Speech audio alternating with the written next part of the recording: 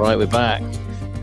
And we're having such an easy-going, leisurely day here at the A Quinta in Salir de Porto. There's a long shot over the beautiful Alcobaça Câmara countryside. Right, amazing. I've got Siobhan with me, who is, I called you the steward, or a steward of this project here. Is that a fair description? Yeah. Okay. Would you care to add to that? What's going on here from your point of view? So what's going on today about this? Well, generally, let's set the scene, because we talked to you on Friday, didn't we, about what you do here, and I love what you do here. We've had a great time.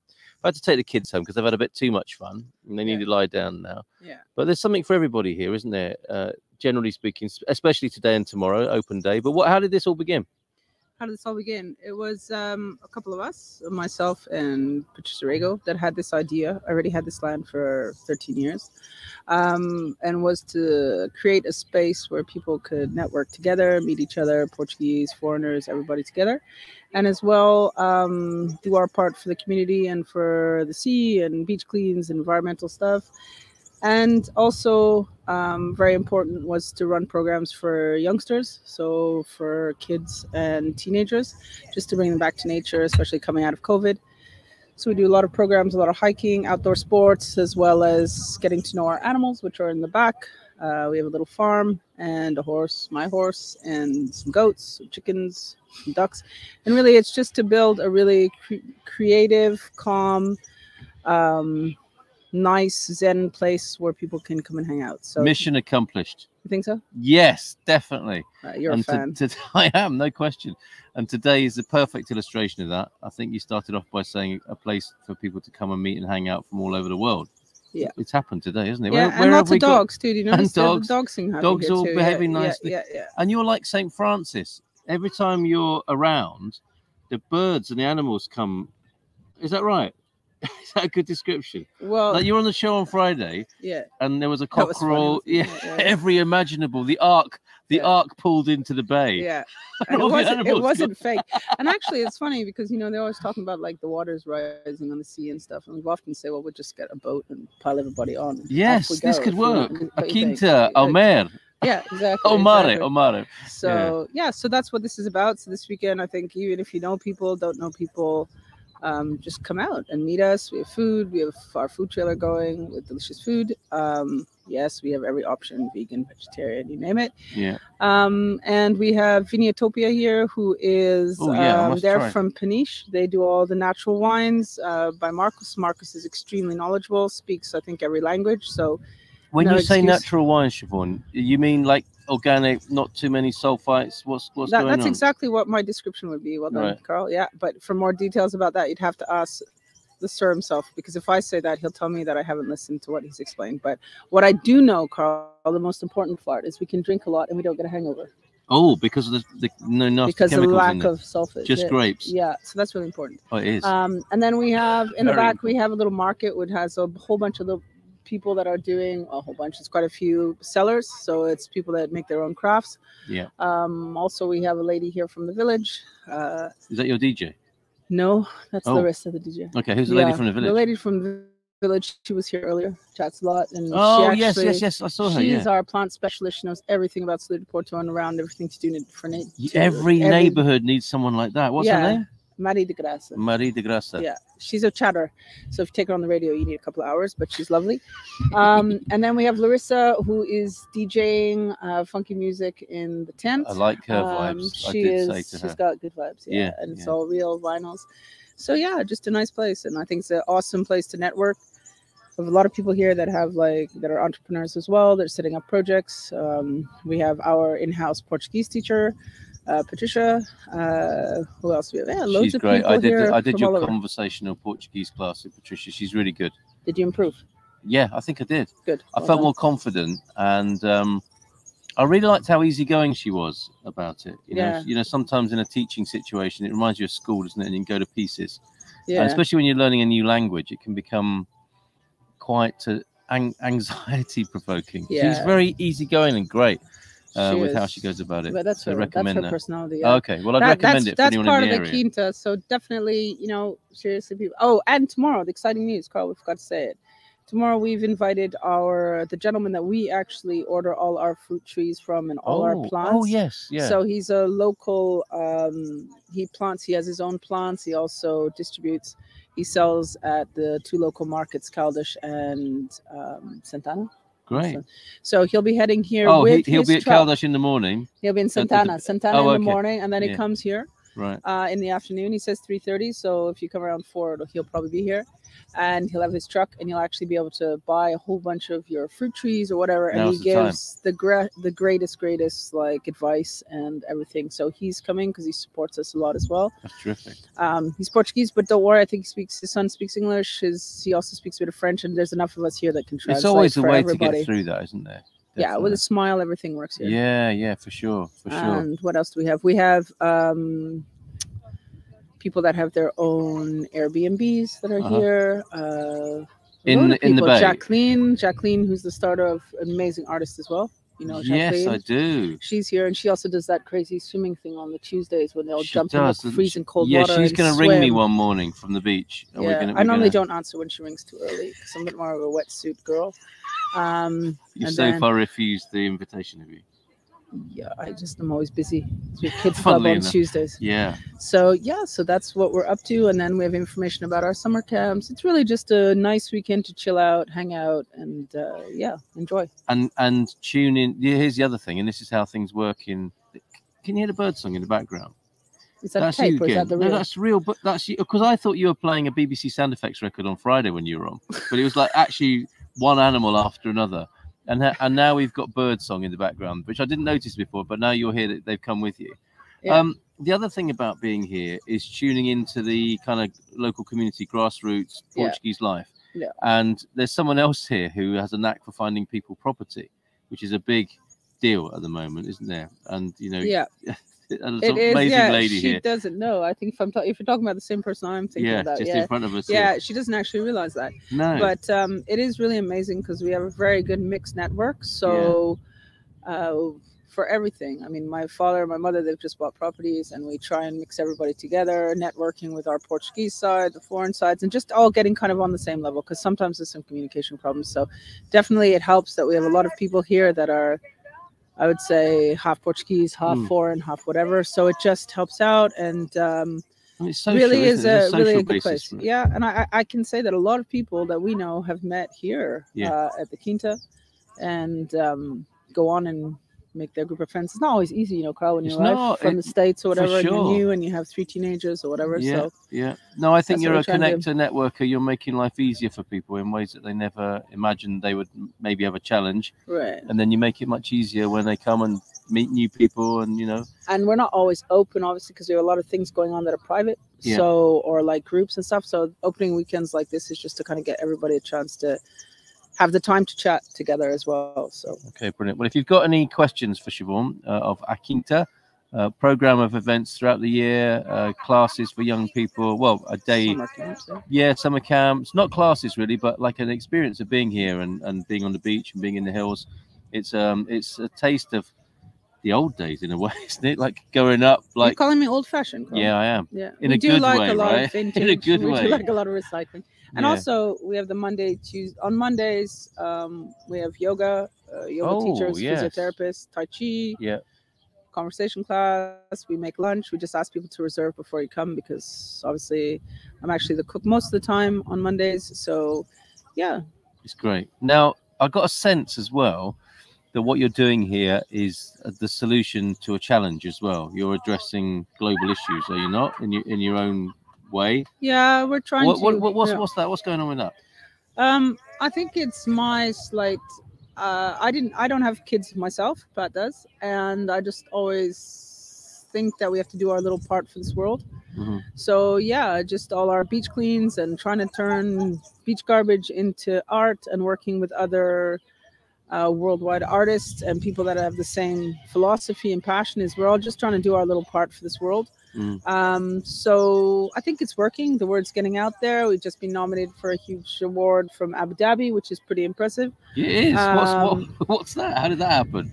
I don't know how it happened. I guess also it's networking probably, but somebody that discovered us and just think of what we're doing with the kids and the environment and the hard work, because it is a lot of hard work. All this project is all about passion, that's for sure. Yes.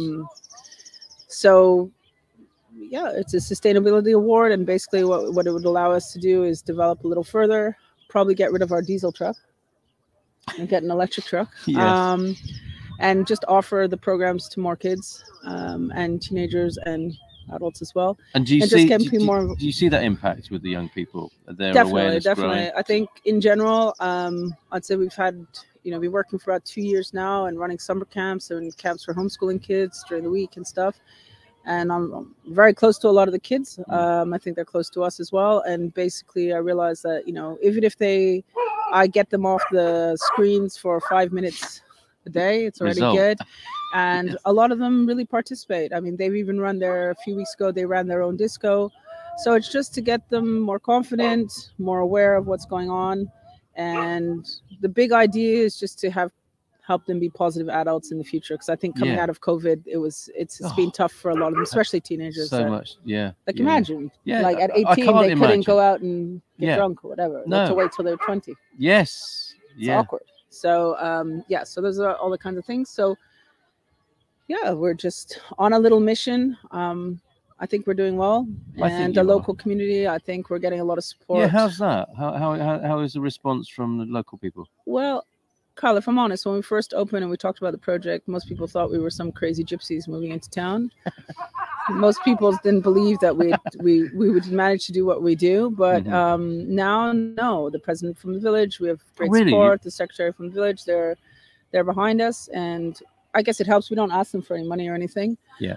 We just try and sustain all this through our memberships and all the activities we do. Yeah. So yeah, I think it's going down well, and also they see that we spend a lot of time, because Salir has a lot of tourist spots. So in the summer, I go out in the morning, we clean around the chapel, we clean up the Mirador, and we just try and keep everything as clean as possible and as respectful as possible. So I think, it's so going, on that note, is it? Oh, I'm so glad to hear that, and I'm glad that the local, I think so. Yeah. The great and the good, if you like, of the local of the administration here are responding positively. On that note of tourism, can people come and stay? Do you offer a holiday experience? Right. So actually, we have for teenagers 10 and up, I think it is this year. We do run summer camps. We tried to rent a fancy place for them, but they all boycotted and said they wanted to sleep again camping at the Quinta. Excellent. So we have this summer we'll have 2 hot showers and all natural toilets, but they love it. So for the kids, yes, they can stay, but for other people, we actually recommend our friends' places around, because a lot of our friends have places from a low budget kind of situation, very basic to a more luxurious.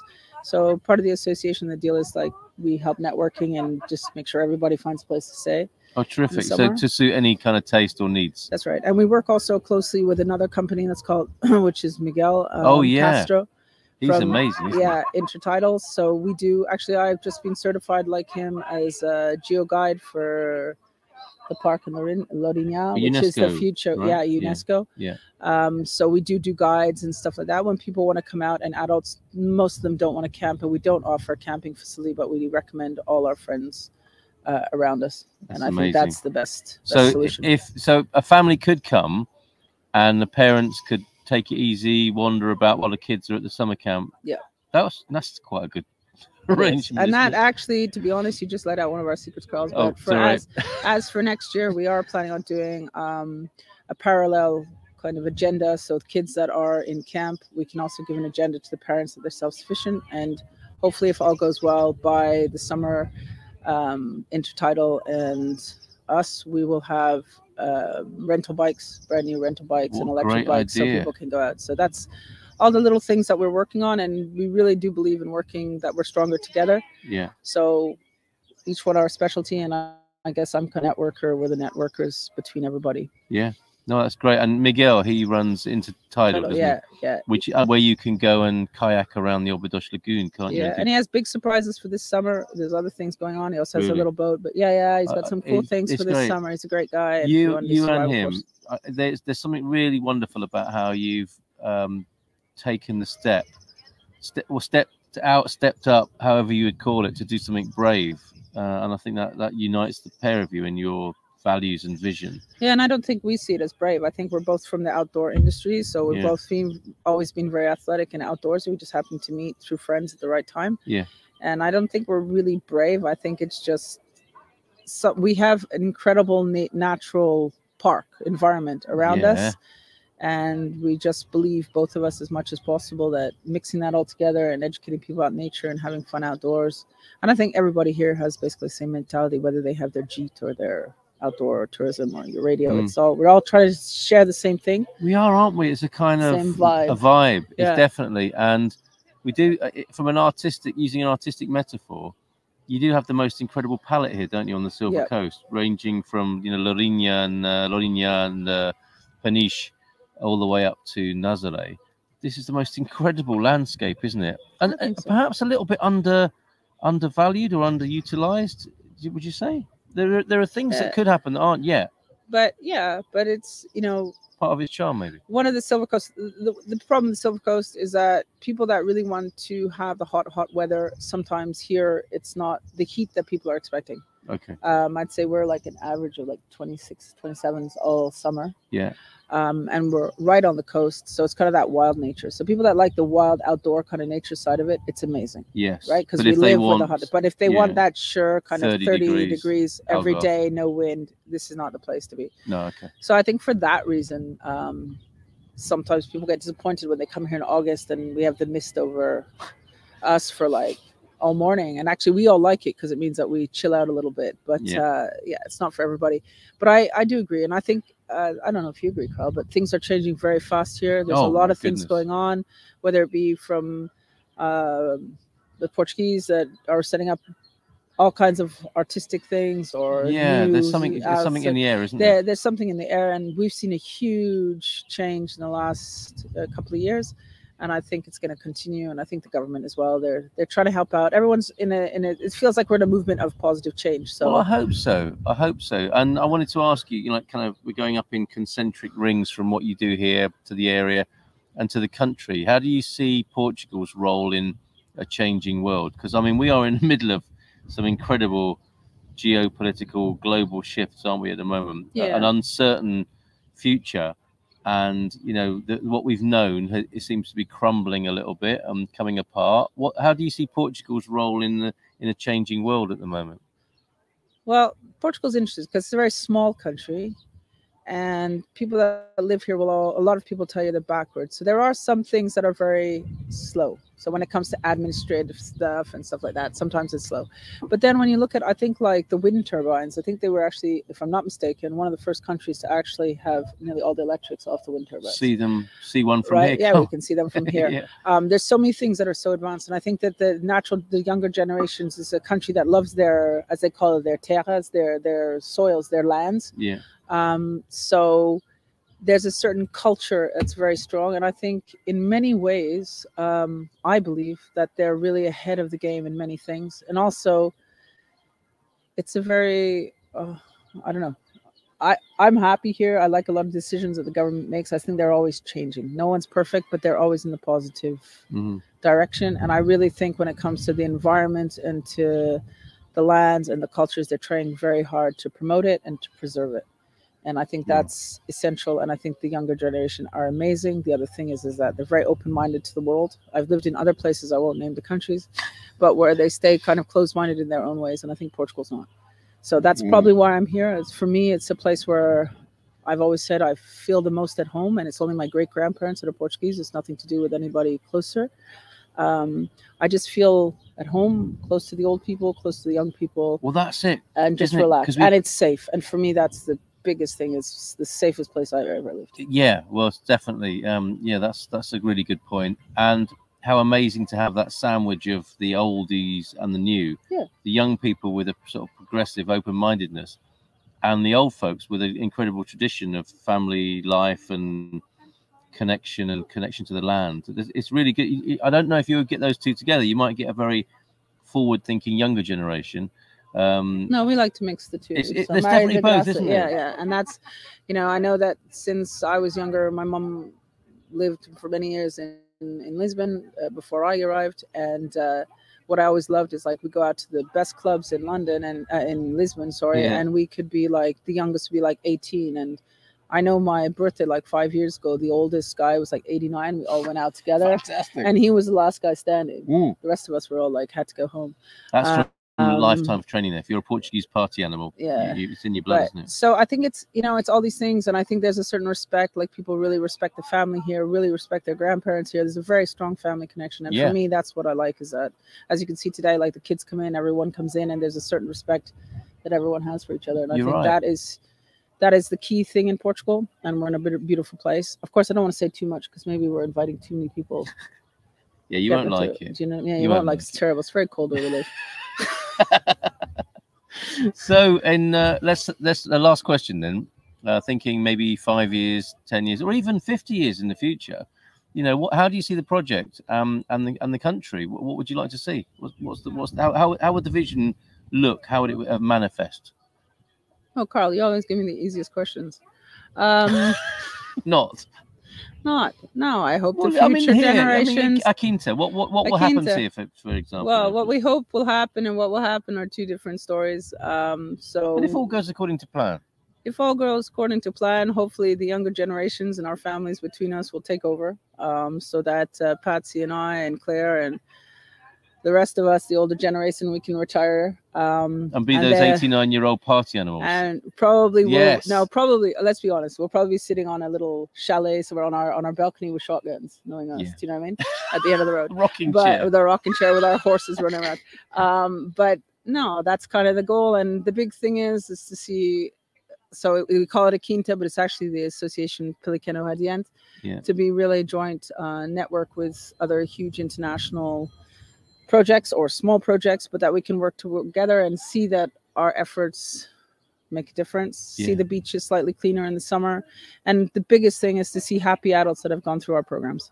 So whether they are artistic, creative, whatever, but just adults that have passions. And I think that's what it's all about for us, is teaching those kids. So hopefully in 50 years, somebody will come visit me. I don't want to be in an old people's home, but if I have to be, and somebody will just come down and say, Siobhan, thank you so much. You know, it changed my life. I love plants. I love planting my tomato plants, whatever. Do you, because life may be very different, of course, in a few decades' time. Do you see a big change from how we live at the moment, and that we will be more integrated with nature and work differently? I think that's what we all hope. Yeah. But technology is also has its good and bads, right? So probably you and I won't be sitting on a next to treehouse. We'll probably be sitting in a drone floating over the bay doing our interview.